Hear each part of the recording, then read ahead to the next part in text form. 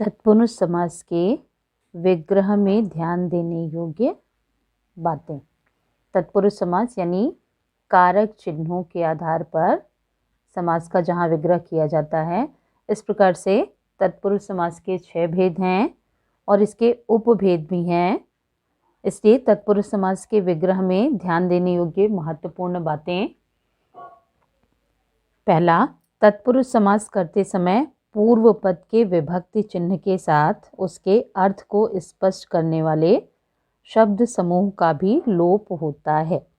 जैसे वन मानुष, वन में रहने वाला मानुष, इसमें पूर्व पद के विभक्ति चिन्ह में के साथ उसके अर्थ को स्पष्ट करने वाला समूह में रहने वाला, इसका भी लोप हो रहा है, केवल वन मानुष शब्द बचा।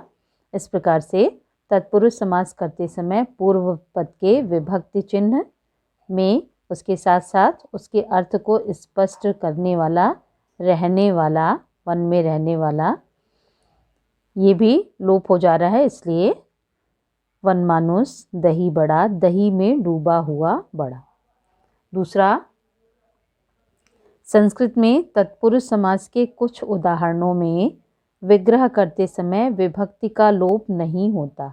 जैसे मृत्युंधन मृत्युंजय, युधिष्ठिर युधिधन स्थिर युधिष्ठिर, विश्वमधन भर विश्वम्भर।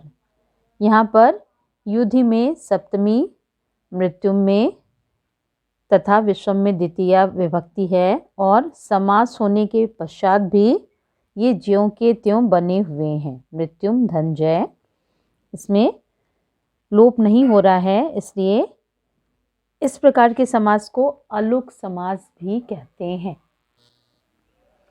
अलुक तत्पुरुष का हिंदी में समास विग्रह करने पर इनमें विभक्ति चिन्ह लगाए जाने लगे हैं, जबकि संस्कृत में इसका लोप हो जाता है और विभक्ति चिन्ह के आधार पर ही उसका नामकरण तत्पुरुष के अन्य भेदों की तरह किया जाने लगा है। उदाहरण के लिए युद्ध में स्थिर युधिष्ठिर,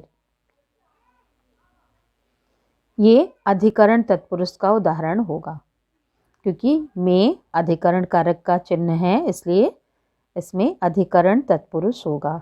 विश्व को पालने वाला विश्वम्भर को कर्म कारक का चिन्ह है, इसलिए विश्व को पालने वाला विश्वम्भर ये कर्म तत्पुरुष का उदाहरण होगा। नकारात्मक अर्थ में भी तत्पुरुष समास होता है और इसे नए तत्पुरुष कहते हैं।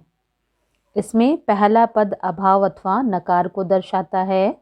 इसमें भी विभक्ति चिन्ह नहीं आता है।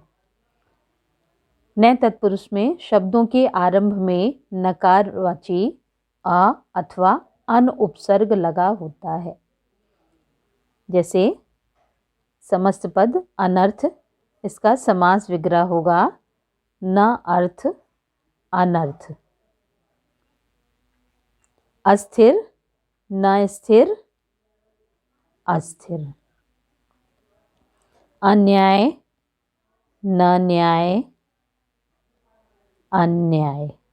अधीर न धीर अधीर। अनहोनी न होनी अनादर न आदर अनादर।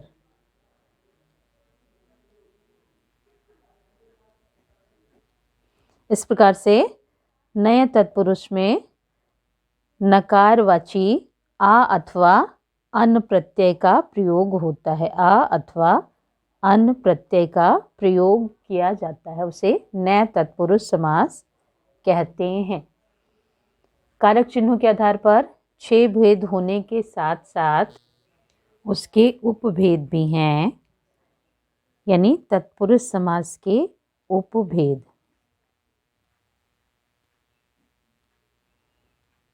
ये हैं, पहला कर्मधारय समास और दूसरा द्विगु समास।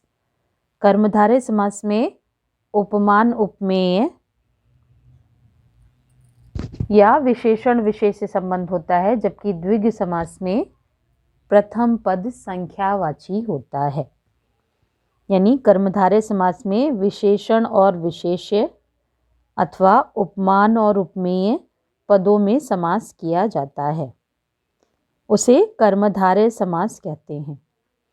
इस समास में भी पूर्व पद गौण और उत्तर पद प्रधान होता है, किंतु इनमें विभक्ति चिन्हों का लोप नहीं होता।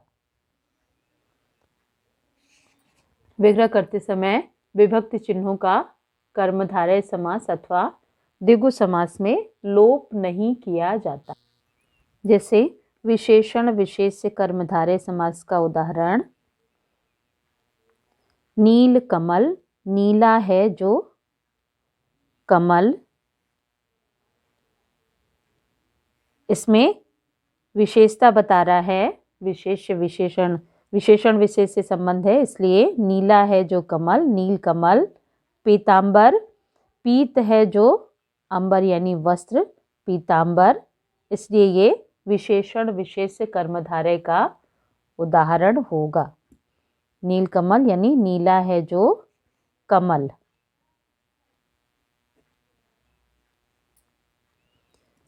और इसमें उपमान उपमेय संबंध होता है कर्मधारय समास में, इसलिए उपमान उपमेय संबंध, जैसे घनश्याम, घन के समान। श्याम यानी घन यानी बादलों के समान तुलना की जा रही है, उपमा की जा रही है, इसलिए इसमें उपमेय उपमान कर्मधारय समास होगा। कुसुम कोमल, कुसुम के समान कोमल। इसलिए इसमें यानी कर्मधारय समास में विशेषण विशेष से संबंध अथवा उपमान उपमेय संबंध होता है। उपमेय उपमान का उदाहरण देखिए,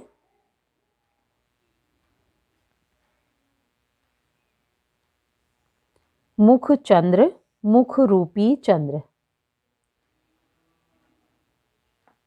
वचनामृत, वचन रूपी अमृत। इसमें उपमेय उपमान कर्मधारय में रूपक अलंकार भी होता है, यानी रूपी ये शब्द आ गया तो वहाँ उपमेय उपमान कर्मधारय समास होगा।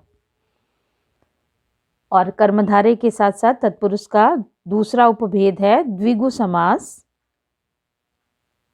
इसमें प्रथम पद संख्या यानी गिनती को बताने वाला होता है, यानी जिस समास में पूर्व पद संख्यावाची विशेषण और उत्तर पद प्रधान होता है उसे द्विगु समास कहते हैं।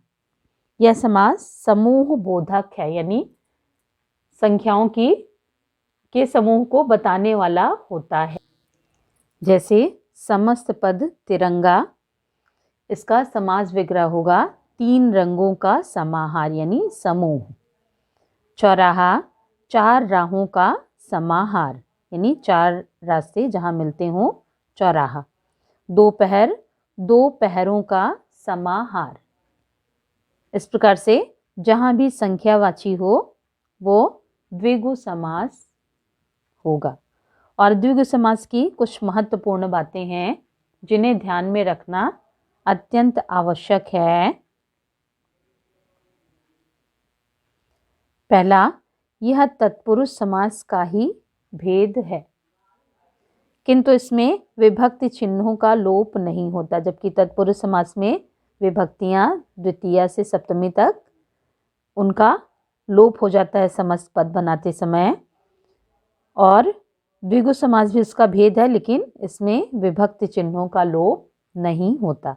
दूसरा, द्विगु समास में पूर्व पद संख्यावाची विशेषण होता है, इसलिए कर्मधारय समास की भांति इसमें भी विशेषण विशेष्य का संबंध होता है।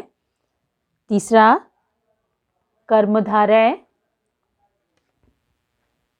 और द्विगु समास में केवल यह अंतर है कि कर्मधारय समास में विशेषण कोई भी हो सकता है, किंतु द्विगु समास में विशेषण पद संख्यावाची होता है।